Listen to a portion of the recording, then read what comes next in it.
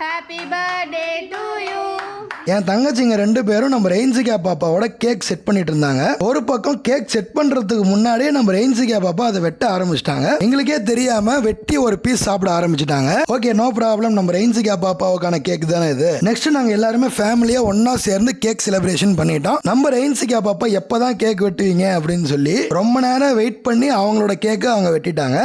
வருஷம் நம்ம ரெயின்சிகா பாப்பா பர்த்டே அன்னைக்கு சிக்கன் பிரியாணி என் ஒய்ஃப் வீட்லயே செய்வாங்க. ஆனா இந்த வருஷம் என் ஒய்ஃபுக்கு 7வது மாசம் இப்போ. சோ வேலை எதுவுமே அதிகமா செய்ய வேண்டாம், நீங்க ரெஸ்ட் எடுங்க, நான் கடையில் ஆர்டர் பண்ணிடுறேன் அப்படின்னு நான் சொல்லிட்டேன். கேக் ரெடி பண்ணது மட்டும் இல்லாம அந்த டிசைன் ஒர்க் எல்லாம் கிட்டத்தட்ட 1 மணி நேரமா ரொம்ப கஷ்டப்பட்டு அதை செட் பண்ணாங்க. என் தங்கச்சிங்க 2 பேருமே அது சூப்பரா ரெடி பண்ணாங்க. இந்த வருஷம் நம்ம ரெயின்சிகா பாப்பாவோட பர்த்டே செலிப்ரேஷனை என் தங்கச்சிங்களும் அண்ணனும் முன்னாடி நின்று அவங்க செஞ்சு கொடுத்தாங்க. எப்பவும் போல நம்ம ரெயின்சிகா பர்த்டேவை இந்த வருஷமும் சூப்பராகவே செலிப்ரேட் பண்ணிட்டோம். நிறைய பேர் என்ன கான்டாக்ட் பண்ணி எங்க கிட்டயுமே பழைய போட்டோஸ் நிறைய இருக்கு, அதை நீங்க புது போட்டோவை ரெடி பண்ணி தர முடியுமா அப்படின்னு சொல்லி நிறைய பேர் என்கிட்ட ஆர்டர் கொடுத்துருக்காங்க. ஸோ இப்படி இருந்த பழைய போட்டோஸ் எல்லாமே நான் புது போட்டோவை ரெடி பண்ணியிருக்கேன். ஸோ இந்த வீடியோ பார்க்கும்போதே உங்களுக்கு தெரியும், அதுக்கான சாம்பிள்ஸ் தான் நீங்க பார்த்துட்டு இருக்கீங்க. ஸோ உங்களுக்கும் இந்த மாதிரி பழைய போட்டோவை புது போட்டோவை ரெடி பண்ணணும் அப்படின்னாலும், இல்ல உங்க குழந்தைங்க போட்டோ இல்ல உங்க ஃபேமிலி போட்டோ இதே மாதிரி சூப்பரா போட்டோ ஃப்ரேம் பண்ணணும் அப்படின்னாலும் இந்த வாட்ஸ்அப் நம்பருக்கு மெசேஜ் பண்ணுங்க.